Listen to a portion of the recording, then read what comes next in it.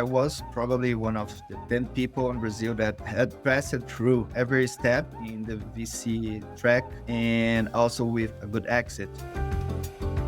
I didn't want to start something and find product market fit again. So personally, I was more interested about buying a business with that money, a business that already had traction and where we could implement some improvements and manage and then grow that company.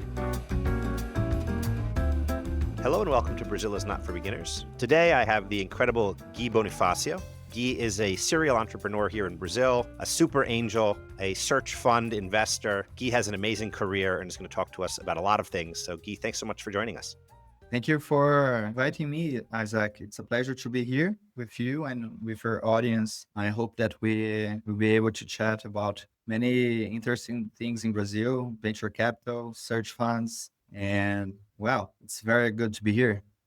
Yes, thanks so much. So we've gotten to know each other over the last few years. In all transparency, you were a small angel of mine. I still appreciate that. You have a pretty amazing career. You are right now a managing partner at Kanoa Capital. You were a founder of Mercê do Bairro. You were one of the co-founders of iFood. There's a lot of things that we could go into. I specifically really want to talk about your experience with Mercê, which I think was a really unique experience and really valuable. A lot of learnings for founders and investors out there. And then also about this search fund thesis, which is something that I've brought up a few times on this podcast that I think is really a great time for Brazil and something that I believe in strongly. And so I want to hear about your conviction behind it and what led you to do it. But maybe before we dive into those two topics, can you just tell us a little bit about yourself more generally, about your background, how you came to be a founder and, eventually to start Kanoa?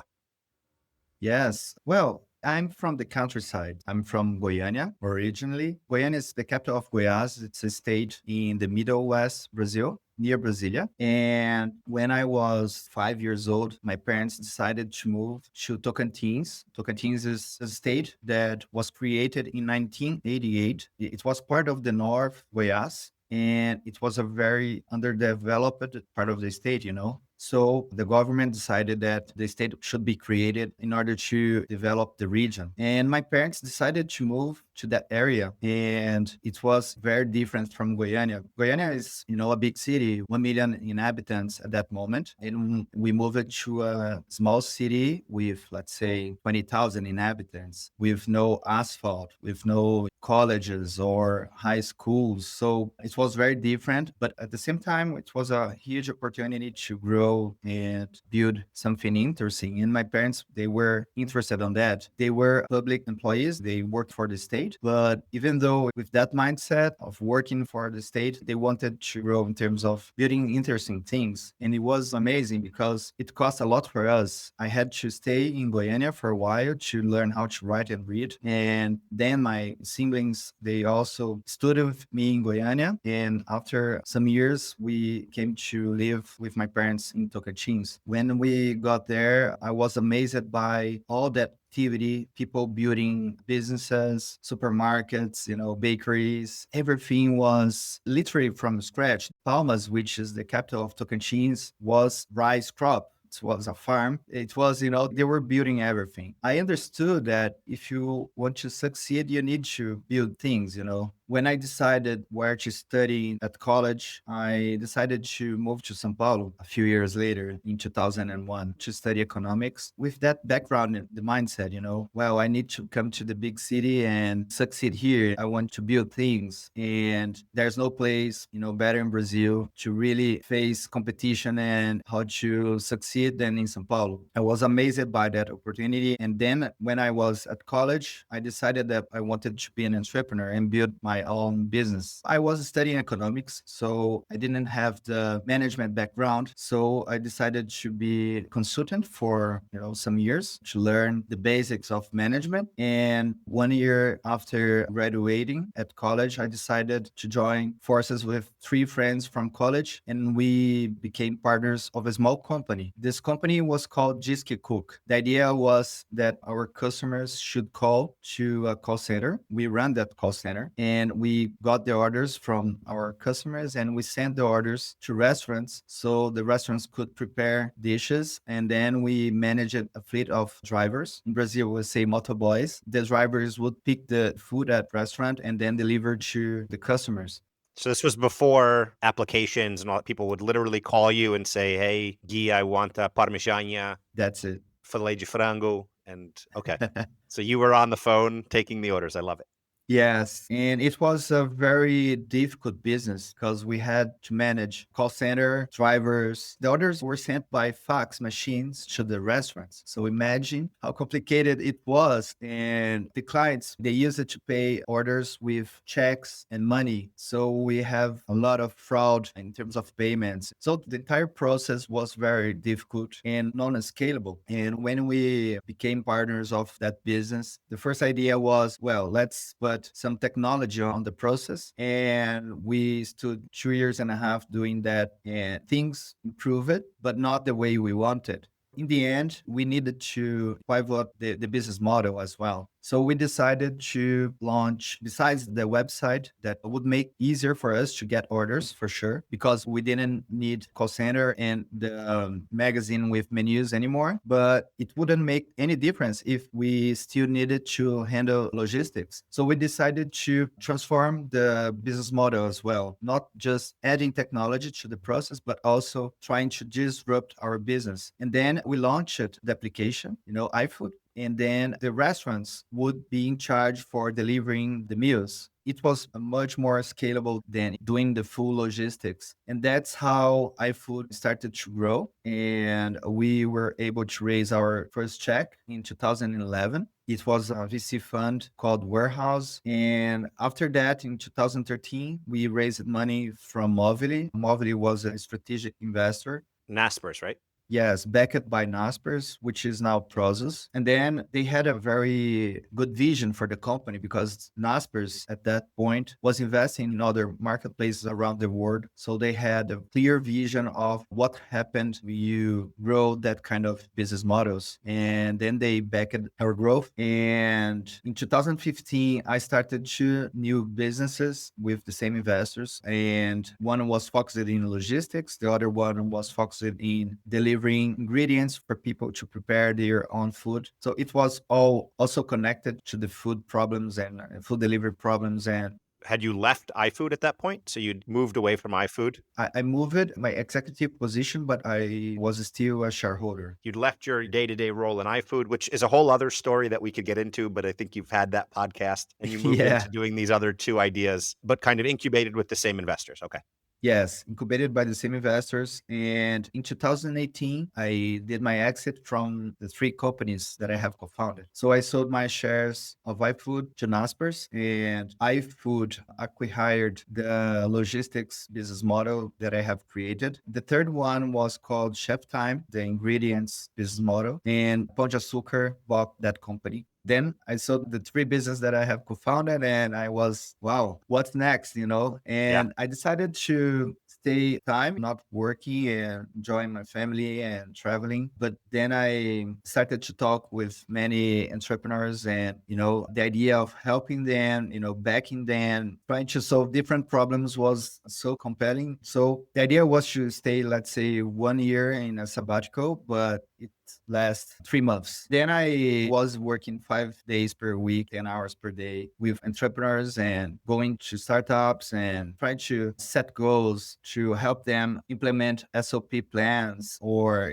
many kinds of problems that I have solved in my previous companies. Right. And you were one of the early entrepreneurs, right? If you guys were doing this, the 2000s, not even the 2010s, the 2000s, Yeah. you were that really first generation of founders. So a lot of learnings that you could share to an incipient ecosystem, right? To an early ecosystem. Yes, it was 2018. Yes, and you're correct. I was probably one of the 10 people in Brazil that had passed through every step in the VC track and also with a good exit. I saw myself very happy to do that. But at the same time, it was missing something. I was like, man, I should do another thing again, And then I decided to start a new business. That's when I reconnected with Diego. Diego was co-founder at Zed Delivery, and Zed Delivery was backed and owned by InBev. And Diego was in the same page. He had the opportunity to travel to China, and he discovered a business model that was very interesting for us, which was trying to digitize moms and pops corner stores. Right. Not only with ERP, but also with digital payments, with how to manage your store, which kind of products you need to have, or even brand, The idea was to build a big supermarket chain with dozens or let's say hundreds or thousands of small markets in Brazil. That was our dream. And then we raised it for that in 2019, and the business was called Mercê. We raised our seed in 2019. The idea of offering digital services was good, but in the end, what the small market owner wanted was to receive products in one day and pay a fair price because he needed to go to the wholesaler to buy everything he needed. And when he did that, he needed to close his store because he was running the business by himself with lack of people to do that. So we started to offer products and we tried to be like a marketplace, a B2B marketplace, connecting the CPG companies to the small merchants. But in the end, it was very complicated to do that because there was no logistics for that. There was no technology for that. People, the CPG companies and distributors didn't have the technology for that. Then we decided to do that by ourselves, or let's say store the product, do the delivery for the small merchants. And it was a very asset heavy business model, but we were able to raise our Series A in 2021 for that purpose. And it was okay. At that point, there was good liquidity for venture capital. But in 2022, everything changed. Amazing story. I loved hearing that you started iFood basically on the phone, taking orders and sending faxes. Real hustle. Really appreciate that and the work that you did giving back afterwards in terms of the time you spent with the entrepreneurs and how that got you into angel investing. But I'm really interested in this Mercé story. So the thesis for Mercé was B2B commerce for mom and pop shops, if I can summarize, right, in one line, Yes. which I think was quite a popular thesis. You and your co-founder, Diego Libanio, was the founder of Delivery. So you guys obviously had this background of logistics and delivery and working with these types of, small businesses. You guys decided to wind down Mercé. And as you made this pivot and you did the Series A, before things changed, what would success have looked like? And what was the goals that you guys had in mind when you raised the Series A? What changed in the market that made you make those decisions? Good question. The vision was to have thousands of merchants with technology, with brand, very good structure for these moms and pops corner stores, right? So that was the goal. To some degree, they have technology, right? So it's not advanced technology, but I imagine all of these store owners are on WhatsApp all day long. Like Brazil is early adopters. So they might not be using SAP, but they're using some sort of technology, right? They all have smartphones and are doing things, correct? They use WhatsApp for ordering products from distributors for sure, but huge part of them, they don't have ERP to manage their inventory. And that's a huge pain for them because if you don't know what's in the inventory, you manage by walking inside the store and checking what is missing. But sometimes they just don't realize something is missing, and then they lose some revenue because of that. So our idea was if I offer a very easy to use technology so the mom and pop corner store can understand what is missing and what they need to buy and at what price they need to sell, then they could raise their revenues in 20 to 30%. Okay.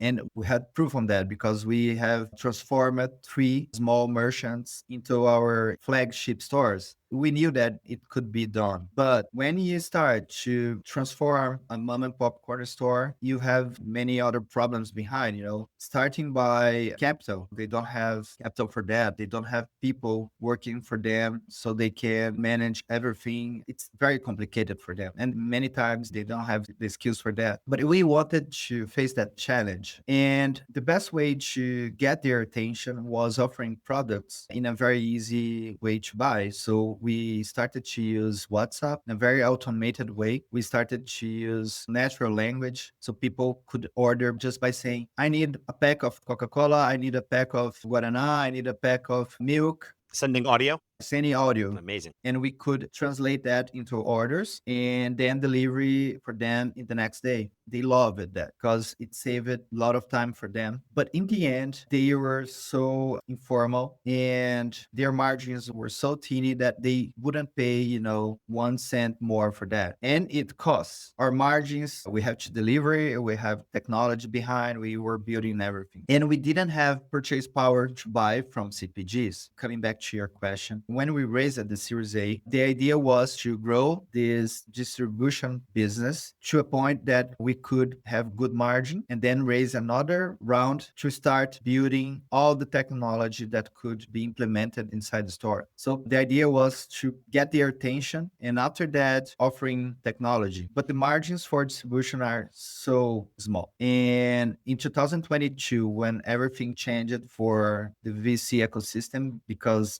interest rates were high, valuations from tech companies were down, and VC investors were skeptical about Everything. everything, yes, but more skeptical for asset-heavy business models and distribution business models. Tech-enabled companies suffer a lot at that point. And then we decided to do something different because we knew that if we followed the Series A plan, in the end, we wouldn't be able to raise the Series B because our margins were very teeny at that point. And we needed much more capital to have the purchase power and buy with good margins from CPGs. You get it? Understood. Yeah. And then we decided, instead of growing the distribution, let's try to digitize moms and pops corner stores directly without the delivery service. And it didn't work out. In the end, it was very difficult to make them do their routine differently. And then we decided to look for another kind of business and use the money we had. At that point, we had 70% of our Series A. So we raised $10 million in the Series A and we had, let's say, $7 million in the bank. That's substantial for Brazil, right? So you guys had raised one of the bigger rounds in Brazil. You had a lot of capital.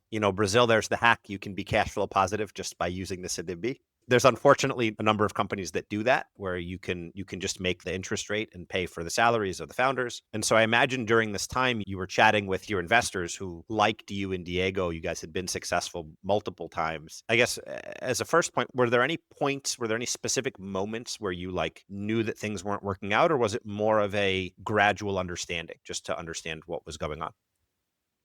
In March 2022, we understood that our distribution model was not sustainable. Okay. We needed huge scale for very good margins, and we didn't have the money for doing that. So the Series B would be threatened by that. Then we started to focus on margin and not on volume, Right. And the technology. and trying to offer more technology to our client. Let's say 9 months later, we didn't reach a good place where we could say, well, now I trust this path is going to work. So in the end of 2022, we decided to start to talk with big retailers, big wholesalers, and try to merge so that we could access their purchasing power and offer products for the stores. 4 months after that, it didn't work out because they were also struggling with their own business models. Some of them, they had raised money with investors to open new stores. So e-commerce or mom and pop corner stores were not priority for them. So M&A path was not available. And then we decided that we should try to pivot for another business and maybe use the $7 million we had in the bank. And in the first moment, investors were, oh, that's a good idea. By the way, some of them, they brought that idea for us. And we liked the idea. And then we talked with the other investors and everyone was supportive about that. But then we started to look for many kinds of businesses, software as a service and good margin businesses, because then we learned that retail's margins are always a problem. And then 6 months after that, in September 2023 or October 2023, we understood that part of our investors, they would prefer to receive the money back no matter the business. And part of our investors would back us no matter the business we found, And that was not a good feeling for me and for Diego, because we wanted investors to really be interested about the deals we were bringing and not supporting because of their wrong motivation, Yeah. I can explain that. It's interesting because part of my learning as entrepreneur is learning what is important for your investor as well. And when you begin that path at the VC track, sometimes you don't know that. And for example, we had some funds that invested on us in the third or fourth year of the fund. So they didn't have more time to invest in something new, so they would prefer the money back. In other cases, they need liquidity to show DPI for investors. So no matter the issue, the point is these guys, they wouldn't be supportive for any kind of business that we could bring. Understood. The majority of the funds, they were supportive, but they were like, oh, I trust Diego and Guilherme. No matter what they find or what they do, I will support them, no matter. Nice to have that confidence. Yes, but at the same time, it was not the kind of support that we wanted at that point. We wanted something different, like, oh, you found that deal, and this deal is amazing. I will support you on that. We understand the industry. You wanted somebody buying the thesis, not just you two. Yeah. Exactly. Exactly. So then we decided to return the money for them. In the end of 2023, we decided to return the money for all investors. We had $7 million in the bank, Isaac. It's I like, know. it's more than a Series A now in Brazil. Yeah. It's a lot of money. And it was a lot of people who asked me about why didn't you started something new, or because of that reason, because of that relationship with investors, but also because I didn't want to start something from scratch again and trying to find the product market fit again. I was personally very tired of that kind of path that you need to walk when you are PC backed, right? And I didn't want to start something and find product market fit again. So personally, I was more interested about buying a business with that money, a business that already had traction and where we could implement some improvements and manage and then grow that company. I was more interested about growing business that already existed than starting a business from the scratch and face all the product market fit problems that I have passed before. So I understand. And it sounds like you pivoted a few times there as well. So it wasn't just one time that you did the startup in Mercê, right? So I think any founder that's, started anything knows that, right? Starting a company is not starting one company. Oftentimes it's starting three or four, Yes. because you start and then you realize it doesn't work and you have to start over. And it's a lot of energy that comes into it and a lot of stress. And you need to also know that you have the energy to do it again, right? Yes, and we did that in Mercê, let's say 5 times. And in 1 year and a half, March 22 to the end of 2023, we did that, let's say 3 or 4 times. So I didn't want to pass through that again. But Diego wanted. So then we decided to return money for investors, and Diego and our technical co-founder, the CTO, Marcos, they decided to start something in the AI industry. And then I decided to focus on my search fund investments. Nowadays, I think that sometimes you can get more returns by growing existing businesses than starting something new with much more risk. I agree completely. So I think that's a perfect time to transition, but I want to pause it for one more question if I can. So I want to go deep on search funds because I really like the idea. I think Brazil is at a really interesting inflection point for it. And I agree with growth and the risk and all of it. I know you and Diego wrote an article about the experience of Mercê and returning $7 million, which is a lot of money. I think there's pretty much any business in Brazil would take that type of funding right now if they could get it, or any startup at least.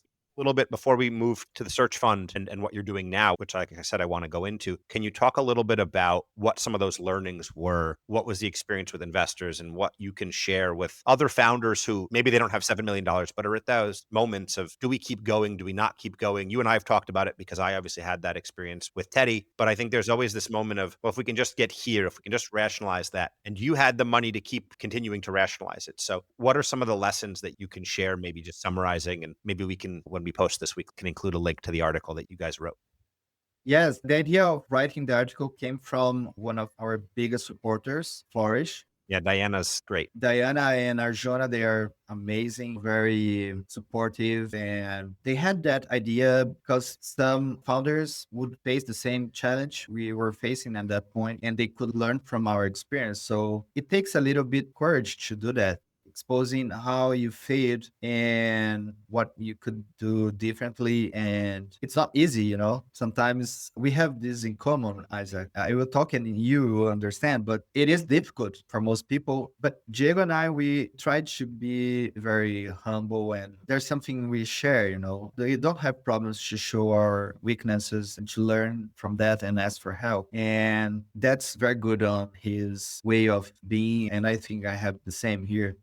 So that's why we decided to do that. And it was very good because many founders and investors, they were very happy to read and they shared that with us. So we are very proud of doing that. It is important to know what your investor is looking for. It's important to know the investors' metrics and goals, and how funding for investors work is important for founders. And sometimes we just don't know. We just forget about it. It's important to understand how the money flows from investors to VCs and then for startups. That's something I learned. Investors are also investors, and they need to give E- the money back. Exactly. They also have their investors. Yeah.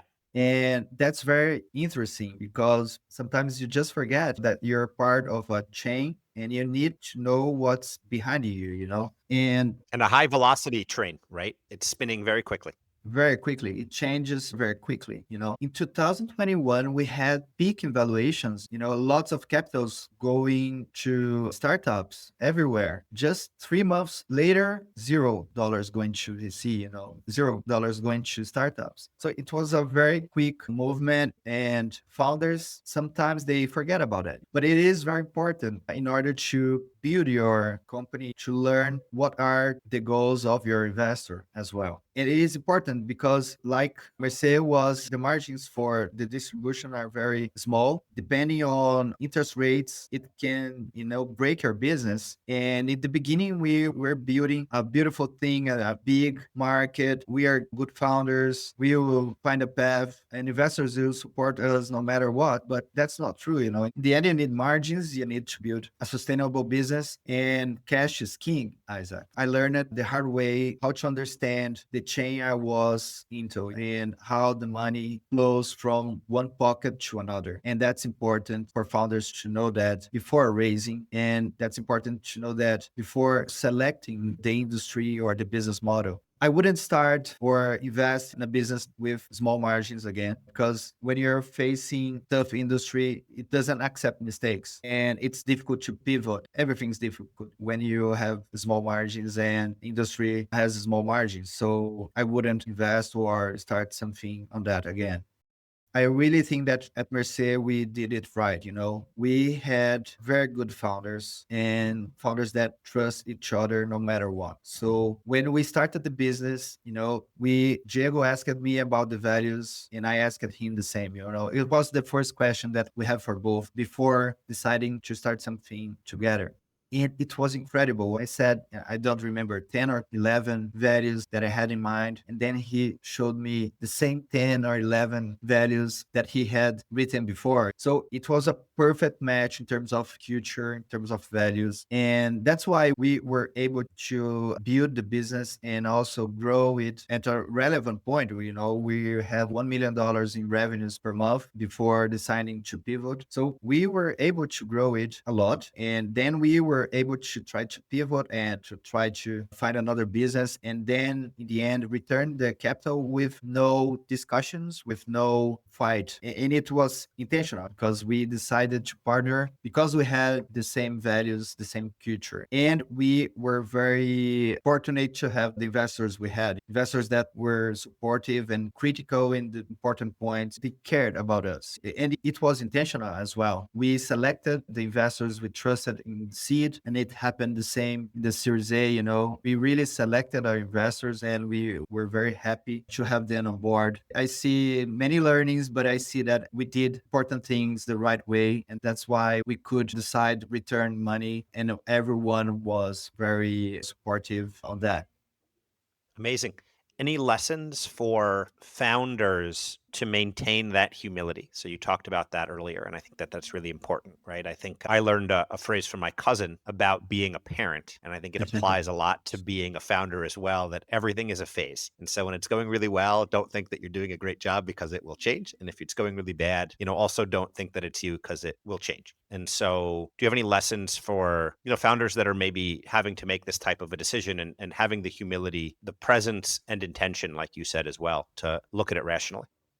That's a very good question. It's interesting because being successful at iFood brought me this vision of it was not about me. There was a huge team doing that. There were investors, there were co-founders, and everyone working to make that happen. So it is interesting because when you are a co-founder of an unicorn, like my case, sometimes you just forget that you were a small part of that. And it was clear for me that I was a very small part of that all the time. And even after that. So I was not that kind of unicorn founder that thinks that everything I touch is gold. Which would have been easy. You did three, right? You didn't just do one, you did a few. Yes, well, one unicorn and two good exits, but before Mercê. And that's something I had very clear, and it still is clear for me. That's not because you founded an unicorn or because you had a good exit that everything you touches is gold, because I was part of that, but I was in the right place, in the right moment. So you need to have lucky in the end. And no matter if you are a hard worker, you need to have that kind of lucky to be in the right place with the right thesis in the right moment so you can have good valuation and good exit. You can be intentional for sure. Very good people, genius, they have this intentionality and they might build their own lucky, but I'm sure I'm not that guy. So that's it. Being humble for me is important because if you're not humble in that sense, you start to make bad investments and you start to think that you are better than others, and that's how you start to fail. Amazing. And so you talked just there about investments. And so I said before, I want to talk more about what you're doing now at Kanoa. So can you talk a little bit about Kanoa and what a search fund is, right? So right now you're focused on a search fund. Can you explain what that is and what Kanoa is specifically? Yes. Well, just to make the full transition from Mercê, in the end of Mercê, I was certain that the best use of my time and my money and my network was helping companies to grow. And that's why we started to look for companies at that pace and use the 7 million we had in bank. But it didn't work out with that money. But as angel investor, I also invested in search funds in Brazil. So I was seeing that, companies and now going specific to the specifics of search funds. What is a search fund? It's very easy to explain. You have good companies in one side with good margins in industry where you have, M&A. Let's say they are medium companies. I would say 10 to $20 million in revenues per year, 25% EBITDA margin or more, growing 10 or 15% per year with non-dependent on clients, not dependent on A good, solid business, right? good solid business, B2B services, software as a service, that kind of, I would say, boring business Yeah. when you compare it to the hype of startups, but companies that make money. Profitable. Cash is king, profitable every year, no matter the president, no matter interest rates, no matter FX rates, they're always making money. And imagine the founder of that company that he was running the company, he or she was running the company for 20 years. And he wants to retire and he doesn't have or she doesn't have succession. And this business is not as big to be attractive for a private equity or for a strategic investor. It's a medium-sized business. So this founder, he or she might have some trouble to sell it Hmm. because, again, it's not as big or sexy to sell it for a strategic investor. So, in the other hand, you have people that have a good and solid careers, that have studied in good schools, maybe studied MBA in top schools in the US or Europe, and they want to be entrepreneurs. Some of them, they want to be entrepreneurs. And some of them, they do the math and they see that if I start something from the scratch, maybe I need to raise money from VC and I won't do that, I don't want to pass through the PMF process. It would be better if I buy a company that's doing okay and make it better. And maybe in 4 or 5 or 6 years, I sell it and then I have good result from that. So these guys, they are 30, 35, 40 years old, no matter. And they have this desire to be entrepreneurs, but they don't want the risk to start something from scratch. And then they raise money. That's why it's called search fund. They raise money from investors to look for those companies, those good companies that are doing money, with founders without succession. And then the entrepreneurs, they start to look for that kind of company. And when they find that company, investors of the search fund have the option to invest on the deal. And then together you buy the company, the investors of the search fund buy the company, and the searcher is replaces the founder and starts to be a CEO. And 4, 5, 6 years later, when we decide to sell the company, the CEO might have a very good compensation for that. That could be up to 25% of the result. So it's a very good deal for the entrepreneur, very good deal for investors because everyone's aligned. Investors are aligned with entrepreneur, and very good deal for the founder and the seller because he or she can sell the company for someone who is going to respect the legacy, someone who is going to grow the company. So it's a very good deal for everyone. So what is Kanoa? Kanoa is investing on the searchers and helping them finding good businesses Amazing. so they can bring good business for us, and then we decide if we buy the business or not. And canoa means that, canoa means boat in Portuguese. Right. So the idea is you need to have investors, searchers, sellers, all in the same boat rowing for the same direction in order to achieve a good result. But canoa also means freedom in the Hawaiian language. I didn't know that. Yeah, and freedom is a very important concept for us. My partners and I, we decided to be on this boat because we have the freedom to really do what we like, and we really like to help entrepreneurs achieve success. And means freedom for the sellers as well, because selling their business means freedom for them to do whatever they want and have their retirement. And it means freedom for the searcher as well, because this capital will be applied in a way that they will be free to be entrepreneurs and decide their own destinies. So it's a very beautiful concept for us. I love it.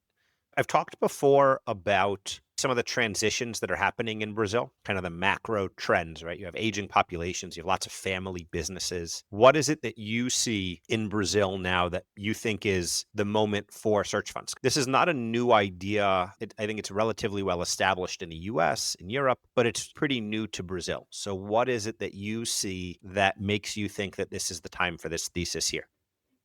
10 years ago, Kanoa wouldn't make sense, having a dedicated investor raising money from families and institutions wouldn't make sense 10 years ago. Remember that search funds exist in the US since the 80s, but now in the US and Europe, you have dozens of dedicated funds just investing in search funds. And in Brazil, the first search fund happened in 2015, 30 years after, it started in the US. But it took a lot from us to learn the process and start investing on that. But now we have a very good ecosystem. We have lots of people desiring to launch search funds, very good entrepreneurs willing to start their own search funds. Like you said, we have an aging population, thousands of good family businesses that don't have liquidity and want to retire. So you have the offer, you have the demand in place. What is missing? In some point is missing capital because Always in Brazil. yeah, it's always in Brazil because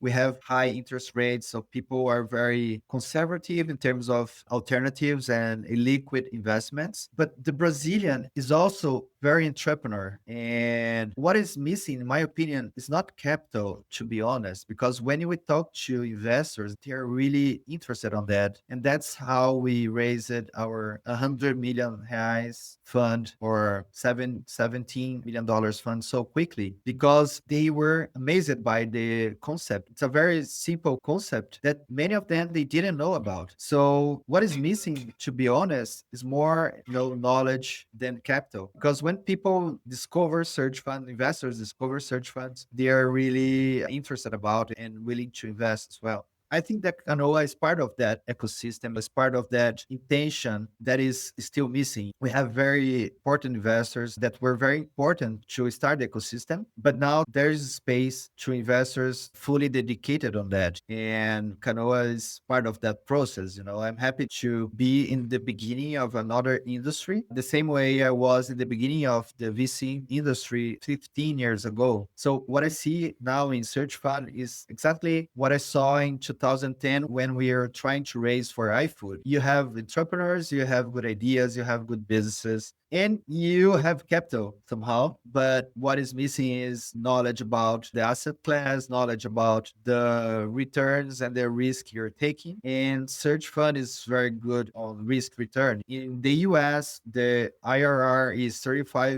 to 35% the last 20 years. And That's great.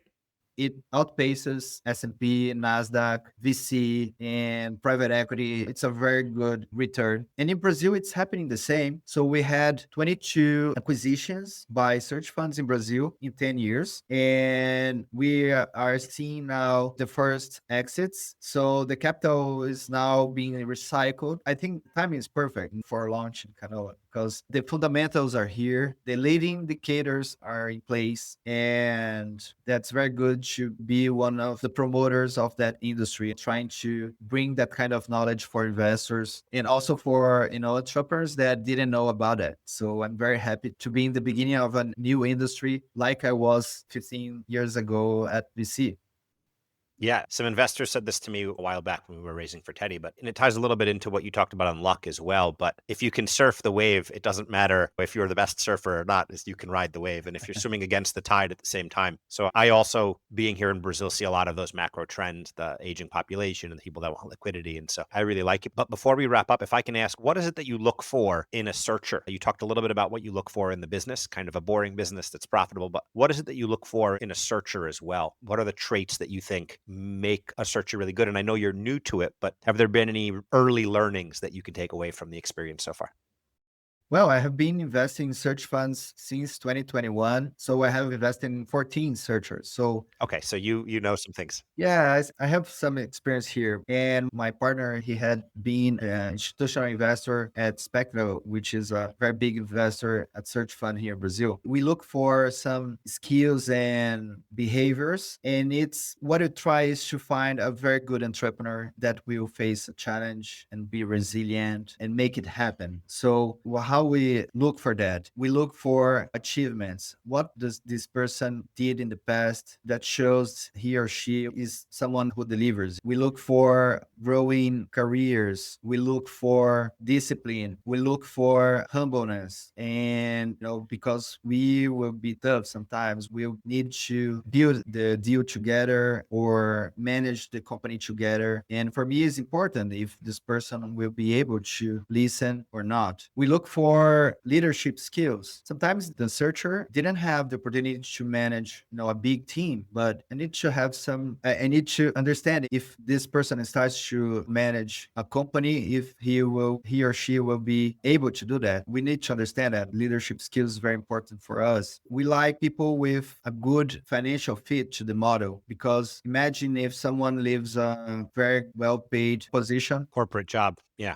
What happens if this person in the middle of the search receives an offer from another company? Is this person going to stay there or leaving for another challenge? So financial fit is important. We need motivation. What is the motivation? Why is this person doing that? Is this person looking for better compensation, or is this person looking for the entrepreneurship dream? And in terms of the search fund itself, I also look for good investors that will back the searcher along with Kanoa. Because sometimes if you have the wrong cap table, you might have some misalignment, which is not good for the search and neither for running the company. So how this person is able to form the cap table is important for us. And we also look for a good thesis. What I mean by thesis is this person open to move from Sao Paulo to the countryside if he or she finds a better company in the countryside? Yeah. Are they able to move to Tocantins? Are they open for that? Or they just want to be here at Faria Lima? And that's important for us,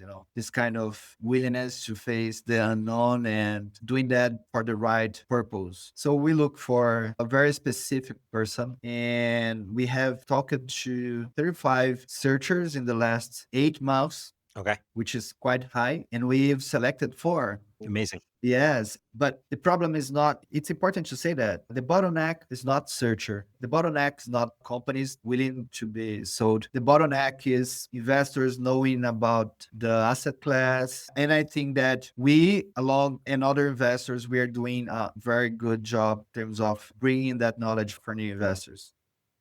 Amazing.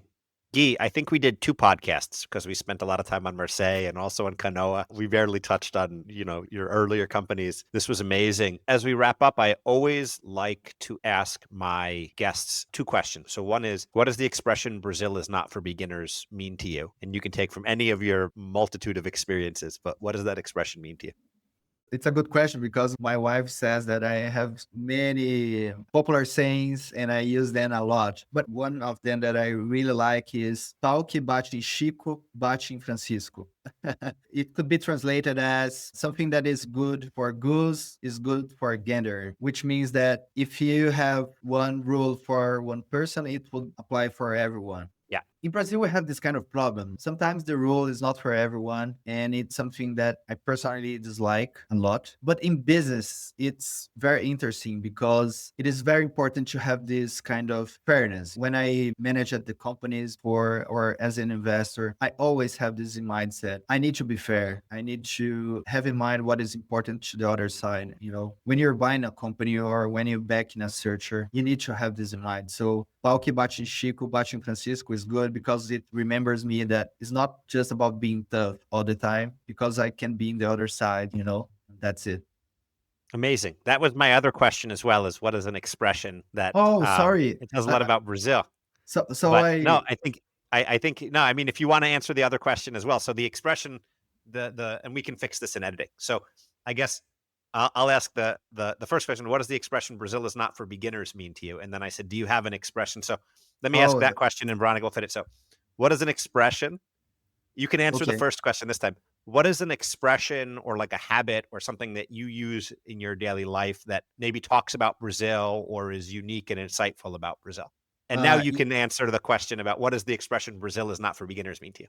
Brazil is unique. It's a huge country with a very mixed population and big internal market and specific rules, specific behaviors. When someone from other country arrive here, they need to have that in mind to feel the flow. Brazilians love to talk about personal things. Yes. Brazilians love to talk about family. Brazilians sometimes they spend half of the meeting talking about another subjects before going to the main points. Got to build rapport. Yeah, which sometimes is difficult for Americans or let's say Europeans, but that's how it is. If you don't pass through that, you will miss bonding with the other side and then you won't be able to create trust. So breathing and letting the flow happens is important when you're talking to a Brazilian. Don't be that straight. It can be good for business.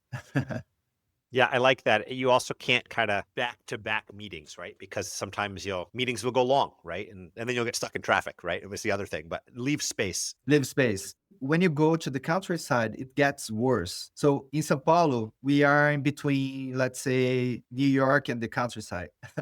And Yeah. in Sao Paulo, tend to be more direct. But when you travel and you are, fundraising or investing or no matter what you're doing in Belo Horizonte or in Porto Alegre or in Recife, it will take longer. So Let live alone more. if you go to a small city and you have like a business meeting, right? You go meet a supplier in some other city, then it's all day, right? It just got to Yeah, give it all day, time. all day. You will have to lunch there. You have to, dinner. Coffee, yeah. You meet the owner and his wife or husband. So it takes longer. So meetings in Brazil takes longer and it's okay. I think that creating this bonding is very good for business as well. I really like this, but I understand that it is difficult for other cultures. And I also always like to ask, what is an expression or a habit or something that is insightful for foreigners or that talks about Brazil. So if you have anything that you'd like to share there. Guy, this was amazing. You were extremely generous with your time. Thank you so much. Like I said, I think we did 2 podcasts here and not just one. Just to wrap up, how can people reach you? So if people want to learn more about Kanoa specifically, people that are interested in searching, searchers that want to find you, people that might be interested in learning more about the ecosystem here in Brazil, how can people find you and connect with you? LinkedIn is always a good way, but you can also email me, Guilherme at kanoacapital.com. Feel free to send me a message or email. I try to be available all the time. Unless I'm on holidays with my family, it's very important for me. It's a pleasure to talk about search funds or VC. As Brazilians, it's always good to make this kind of connections. And I believe your audience is very well qualified. So feel free to send me a message or email. Amazing. Amazing. Guy, thank you so much. Thanks everybody for listening. Hope you enjoyed. We'll see you next time. Thank you, Isaac. It was a pleasure. Thanks again for joining us. This podcast was hosted by me, Isaac Matzner. It was produced and edited by Maria Filmes. You can find more episodes on Spotify, Apple Podcast, and YouTube, as well as on our Substack page. We do love feedback, so please feel free to reach out to us on social media or via email at Brazil4beginners@gmail.com.